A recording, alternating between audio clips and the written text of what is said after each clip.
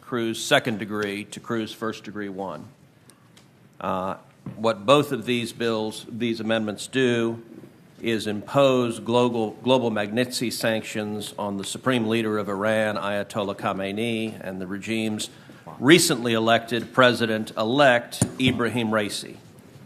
Both of them are currently and well-deservedly sanctioned right now under Executive Order 13876 because of their ties to the office of the Supreme Leader, which sets Iran's foreign policy, including its repeated attacks on American troops, its global terrorism, its unacceptable actions in international waters, and, of course, its seemingly never-ending drive for nuclear weapons.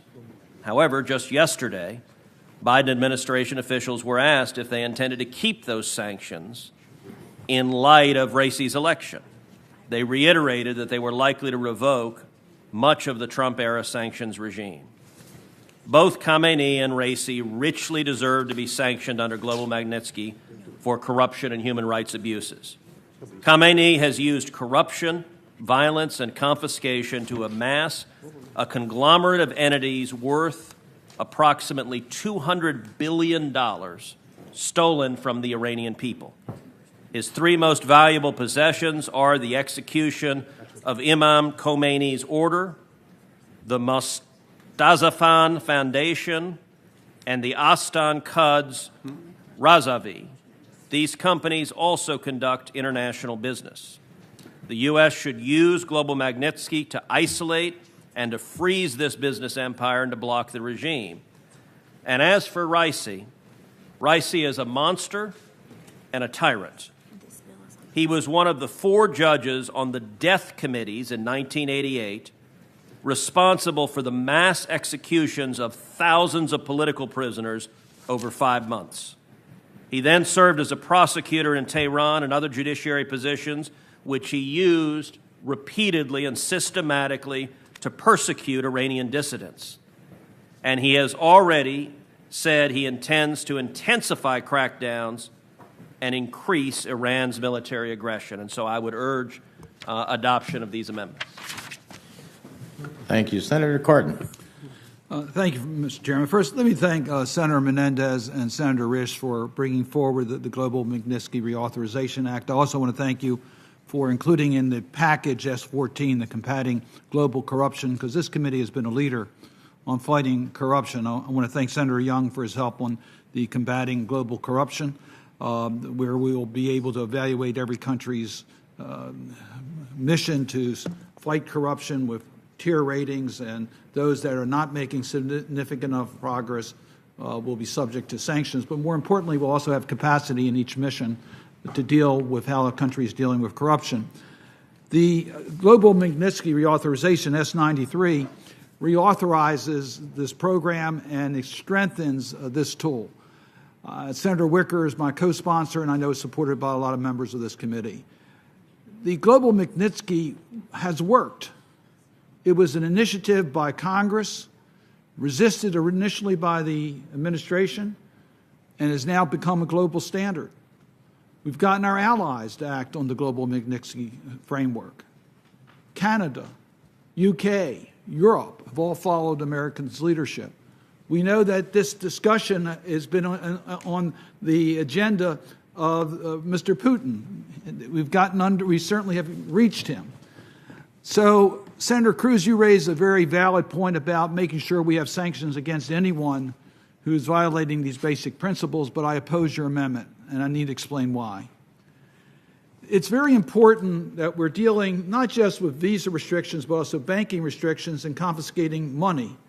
And there is a process that needs to be followed in each of these cases. And that's been one of the hallmarks of why Global Magnitsky has been so well received among the democratic states of the world, because we have a process. We've also have an unprecedented ability of Congress to make recommendations as to who should be sanctioned. We can do that under the Magnitsky law. So we're involved in this process already. We have never used the basic framework to single out an individual or individuals. And I think that's inconsistent with what we're trying to do with Global Magnitsky is to have a framework where we can consider individuals for sanctions. Congress plays a role, administration plays a role, there is a process, and we can hold accountability. But for us to start naming people in the basic statute, I think would be a mistake. And for that reason, I regrettably oppose your amendment, but I certainly don't oppose your passion to hold these individuals accountable.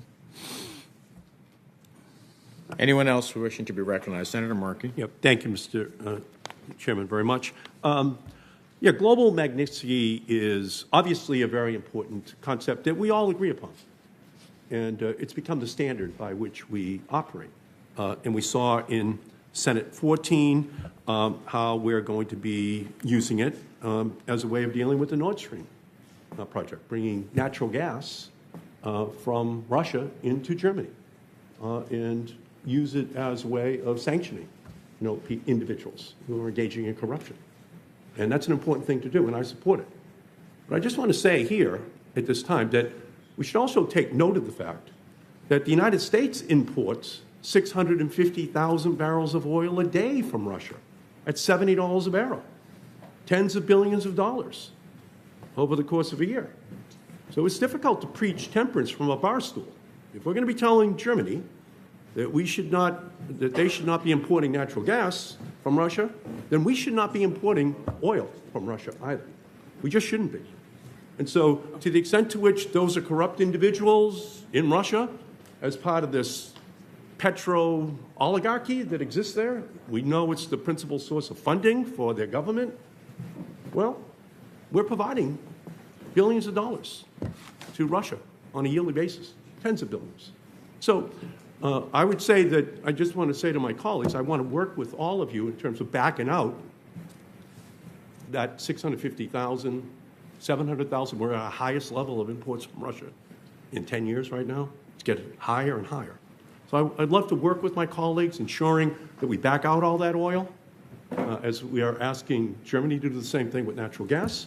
And again, the same people who are being sanctioned are being targeted under Global Magnitsky in the natural gas sector will be pretty much the same people in the oil sector.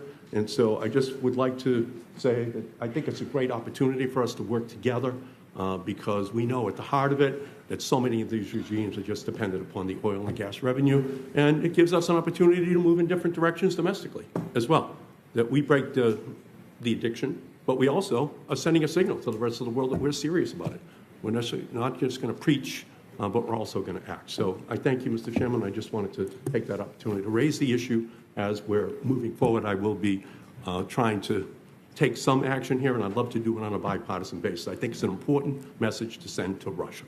Thank you, Mr. Chairman. Thank you. I'll remember temperance from a bar stool. That's a keeper. So, sounds like John Kennedy. Senator Cruz. Mr. Chairman, briefly. yes. I want to speak in favor of the amendments. First of all, I can't tell you how much I appreciate Senator Cardin's working on this and the good work it's done. I think we can actually strengthen this by doing what we're doing here. I have been deeply disappointed by administrations not doing what was intended by Magnitsky, and I think this pushes the envelope just a little bit further and actually strengthens what we're doing. And so I'm going to support this. I don't think it in any way undercuts Magnitsky. Senator Cruz, and unless somebody else after that, I'll have a comment, and then we'll go to a vote. Senator Cruz.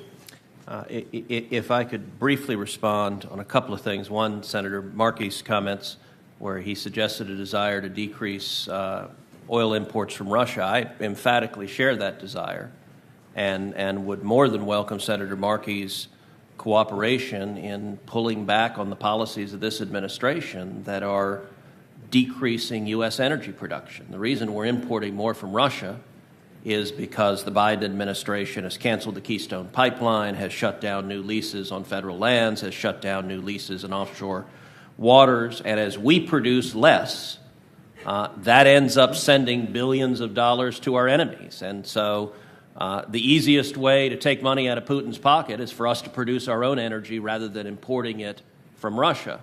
That, I suspect, is a much longer and more extended debate, which we will certainly have in this committee and other places. Let me say more broadly on the specific issue before the committee right now.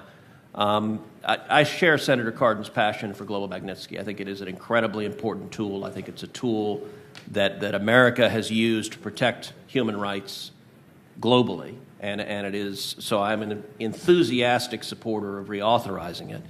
I also think there's an acute need here because the Biden administration is foreshadowing their intention to lift sanctions on Khamenei and Raisi, two individuals currently sanctioned, two individuals whose human rights records are atrocious. They're not even a little bit bad, they're unspeakably bad.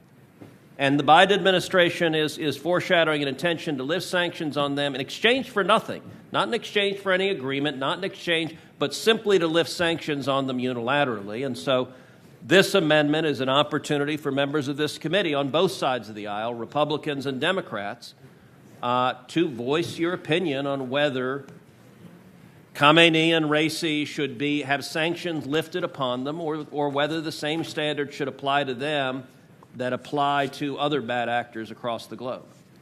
Mr. Chairman, briefly.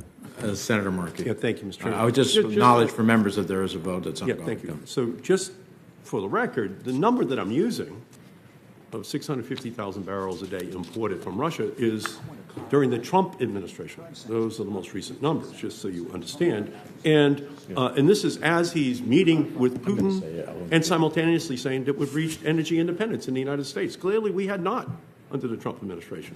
So this is an inherited problem that President Biden has from the Trump administration. And of course, we know that President Trump never raised this issue of our dependence upon oil coming in from Russia, but we know right where that oil went, out of the pockets of American consumers, directly into the hands of those oligarchs. So I'm just raising it because it's a continuation right from the Trump administration, and Joe Biden, as he has with many other issues, just inherited the problem. Thank you, Mr. Chairman. Thank you. Let me turn to the amendments at hand. I will oppose the amendment. First, these amendments, these sanctions already are not sanctions under Magnitsky as it is. They are sanctions that these individuals have been sanctioned for other reasons. First, the president-elect of Iran, Ebrahim Raisi, is already subject to human rights sanctions due to his involvement in the abuse and extrajudicial killings of protesters in 2019. More critically, this amendment, I view, does not enhance the Global Magnitsky Accountability Act, which is already the most comprehensive, targeted human rights and anti-corruption sanctions law in U.S. history. The law already provides a thorough, effective framework for state and treasury to investigate cases and for the administration to sanction individuals engaged in serious human rights abuses. And it provides a formal mechanism for Congress, a mechanism that I have invoked in the past with the former chairman, to recommend officials who have committed significant corruption or serious human rights abuses to be sanctioned. So I applaud the efforts of my good friend to strengthen and extend the Global Magnitsky framework. I'm a strong supporter of sanctions as a tool. I have devised many of them against Iran, and I do believe that Raisi, under existing sanctions, should continue to be sanctioned, as well as the questions onto this, the first-degree amendment, which I will oppose for largely the same reasons as I have just stated. With that, unless there are any other members who wish to speak to it, do you seek a recorded vote? Okay. The clerk will call the roll. Now, this is on amendment on both, or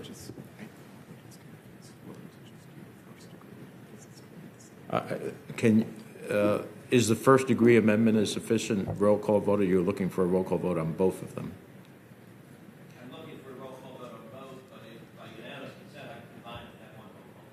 That's fine.